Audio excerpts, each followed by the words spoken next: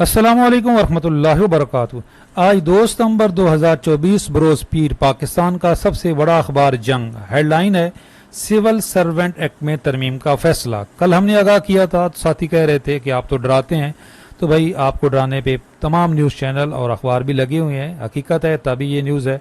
तो इस तरमीम से मौजूदा हाजिर सर्विस मुलाजमीन कितने मुतसर होंगे और पुराने पेंशनर फैमिली पेंशनर मुतसर हो सकते हैं? 100% हो सकते हैं जी, बिल्कुल। इसका जवाब इसी खबर में है। ग्रेजुएटी, फैमिली पेंशन, पेंशन की बहाली, सब मुतसर हो सकते हैं। ये किसी खुशफहमी में ना रहें कि ये नए भर्ती होने वालों के लिए है। 100% ये आपके लिए ही है जी। इसका जवाब इसी खबर में है, ज़रा आप गौर करें। सिविल सर्वेंट एक्ट में तरमीम का फैसला राइट साइजिंग के नतीजे में मुतसरा मुलाजमीन का तहफ़्फ़ुज़, एडजस्टमेंट और फरागत के असरात से निमटने के लिए इक़दामात। एक तीर से दो शिकार। एक तो अगर ये तरमीम हो जाती है, याद रखें सबसे पहले बताएं कि ये अभी तक प्रपोज़ल है, ये बिल जाएगा असम्बली में, अप्रूवल आएगी, उसके बाद ये अमेंडमेंट हो सकेगी। क्योंकि सिविल सर्वेंट एक्ट 1973 में तरमीम करनी है तो वो किसी एग्जीक्यूटिव ऑर्डर से नहीं हो सकती। असम्बली में बिल पेश होगा और उसके बाद ये अमेंडमेंट हो जाएगी। अगर ये अमेंडमेंट हो जाती है तो ये जो समरी गई हुई है, ऑलरेडी समरी एग्जिस्ट कर रही है, ये अप्रूव इसीलिए नहीं हो रही थी कि इसके रास्ते में रुकावट था 1973 और उसकी वही शिक्कें जिनमें तरमीम की जा रही है। तो अगर इन शिक्कों में तरमीम कर दी जाती है तो आप इस समरी को अप्रूव समझें। तो इसके बाद इसकी कौन कौन सी शिक से पुराने पेंशनर मुतसर होंगे, फैमिली पेंशनर्स कितने मुतसर होंगे, हम आपको बताते हैं। और इसका कुछ साथी इस खुशफहमी में मुब्तला हो रहे हैं कि ये जो एक जुमला लिखा हुआ है यहाँ पे कि इतलाक मुअस्सर बेमाजी ना किया जाए, यानी कि इसका इतलाक रिप्रोस्पेक्टिव ना हो ताकि ये चैलेंज ना हो सके। तो भाई उधर क्या कहा जा रहा है, फारिग किए गए मुलाजमीन को माली पैकेज देने के लिए एक्ट में तरमीम की जा रही है। जो इस वक्त जिन इदारों को ख़त्म किया जा रहा है उनके जो मुलाजमीन फारिग किए जा रहे हैं, तो माजी पे इसका इतलाक होगा तो तभी तो भाई इनको माली पैकेज दिया जा सकेगा, तभी तो राइट साइजिंग के नतीजे में जो मुलाजमीन मुतसर होंगे उनको पैकेज दिया जाएगा। माजी से इतलाक नहीं होगा तो जब ये नोटिफिकेशन आएगा उसके बाद जो भर्ती होंगे फिर तो उनके ऊपर इतलाक होगा।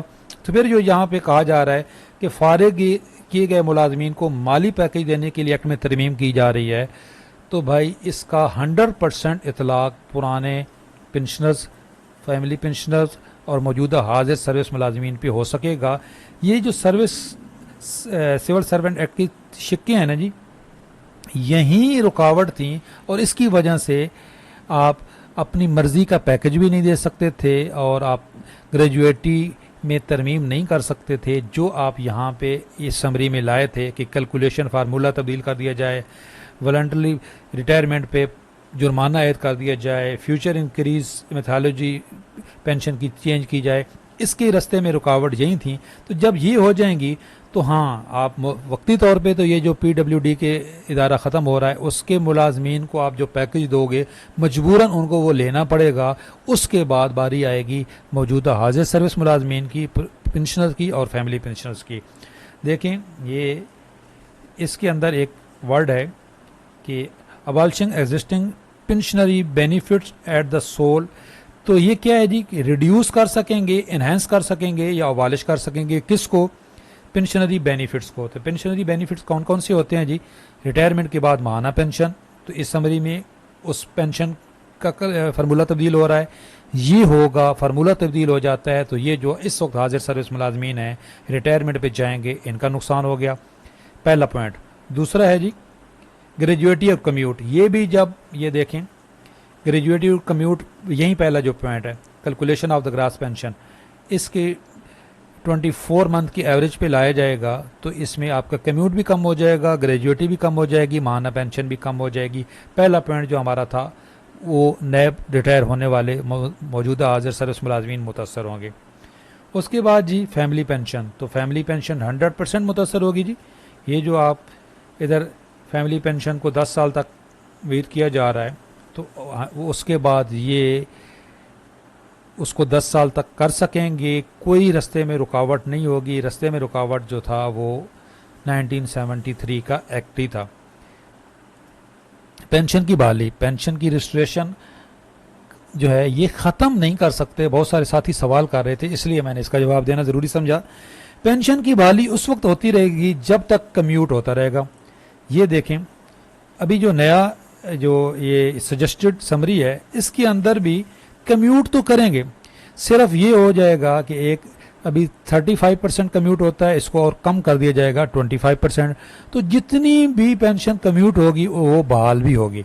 हाँ, मुतसर तो हो जाएगी ना जी फैमिली पेंशन की बहाली, उसको कम कर दिया जाएगा। तो जब कम्यूट कम होगी तो वो बहाल भी कम ही होगी। तो भाई इसलिए, और एक जो पुराने पेंशनर्स हैं फैमिली पेंशनर्स के अलावा, वो क्या मुतसर होंगे जी, यहाँ पे देखें। एक तो पेंशन इन केस ऑफ री एम्प्लॉयमेंट, अगर दोबारा कोई आपको मुलाजमत मिलेगी तो आपको या तो पेंशन मिलेगी या तनख्वाह। और जो सबसे ज़्यादा जिससे सब मुतसर होंगे, ये पॉइंट नंबर 3 है, जिससे पुराने पेंशनर्स भी मुतसर होंगे, फैमिली पेंशनर्स भी मुतसर होंगे। फ्यूचर इंक्रीज मेथोडोलॉजी इन पेंशन, नए भर्ती होने वालों के लिए एक बेस लाइन बन जाएगी जी। जब वो नए रिटायर होने वालों के लिए जब वो रिटायर होंगे तो जो उनकी नेट पेंशन होगी वो बेस लाइन होगी। आइंदा जो इजाफा हुआ करेगा वो उस पर हुआ करेगा। और जो पुराने पेंशनर्स हैं, ये नोटिफिकेशन आने के बाद वो उनकी बेस लाइन बन जाएगी। तो सालाना इजाफा जो हुआ करेगा वो पहले भी अभी कम होता है, आपको पिछले साल भी आपने देखा है, इस बजट में भी देखा है कि तनख्वाहों के मुकाबले में आधी पेंशन बढ़ती है, फिर तो और कम बढ़ेगी क्योंकि वो बेस लाइन के ऊपर होगी। जो आपकी बेस लाइन हुआ करेगी उसी के ऊपर इजाफा हुआ करेगा। इसमें मेरी एक डिटेल वीडियो है कि कितना भारी नुकसान है। एक ये जी, और एक आखिरी पॉइंट है एनुअल इंक्रीज इन पेंशन। तो सालाना जो इजाफा हुआ करेगा वो महंगाई के तनासब से हुआ करेगा जी, इन्फ्लेशन के हिसाब से होगा। तो वो भी 10% से ज़्यादा इजाफा नहीं हुआ करेगा। तो एक गवर्नमेंट के पास जो हम इस वक्त आवाज़ उठा रहे हैं कि तनख्वाहों के बराबर इजाफा होना चाहिए, तो एक जवाज़ पैदा हो जाएगा पेंशन कम बढ़ाने का। तो पेंशन चाहे पुराने पेंशनर्स हों, फैमिली पेंशनर्स हों, इन शिक्कों से तो सब मुतसर होंगे। मल्टीपल पेंशन से सिर्फ वो मुतसर होगा जो ज़्यादा पेंशन ले रहा है। री एम्प्लॉयमेंट वाली शिक से वो मुतसर होगा जो दोबारा सर्विस करेगा। हाँ, एक मेरा जो मौक़िफ़ है जी, वो मैं अभी भी इस पर कायम हूँ, मैं पूरा साल बताता रहूँ कि 10 साल वाली जो शिक है ये रिप्रोस्पेक्टिव नहीं हो सकती। जो इस वक्त पेंशन ले रहे हैं फैमिली पेंशन, इंशाअल्लाह ताला उनकी पेंशन जारी रहेगी, पेंशन ख़त्म नहीं होगी। लेकिन जो बाकी 2 शिक्के हैं, यानी कि पेंशन में इजाफा बाकी पेंशनर के साथ ही हुआ करेगा, लेकिन फैमिली पेंशन 10 साल बाद ख़त्म नहीं होगी। ये मेरी राय है, लेकिन गवर्नमेंट का कुछ पता नहीं होता जी, जिस तरीके से ये अमेंडमेंट लाई जा रही हैं। तो भाई इसलिए इसी का ये जो सवाल था, इसी के अंदर इसका जवाब है कि ये वजारत कानून ने तो ये कहा है कि ये चैलेंज हो जाएगी अगर आप इसको माजी से करोगे। माजी से नहीं करेंगे तो राइट साइजिंग के नतीजे में जो मुतसरा मुलाजमीन है उनका फिर उनको क्या बेनिफिट दे सकेंगे। तो ये माजी से इतलाक़ तो करना पड़ेगा। फिर भी आपका कोई सवाल है तो आप हमारा जो ग्रुप है वो ज्वाइन कर सकते हैं। मामूली सी फ़ीस है और कुछ टर्म एंड कंडीशन है। ये व्हाट्सअप नंबर है, इस पर कॉल करेंगे तो मैं जवाब नहीं दूंगा। व्हाट्सअप नंबर है सिर्फ ज्वाइनिंग के लिए। ज्वाइन कर लेंगे, ग्रुप में आ जाएंगे तो आपके तमाम सवालात के जवाब देंगे। अल्लाह हाफिज़।